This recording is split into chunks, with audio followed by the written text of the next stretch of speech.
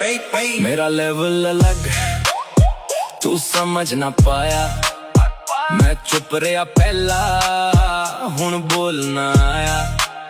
मेरा लेवल अलग तू खेल ना पाया, जिथे मैं खड़ा तू पहुंच ना पाया।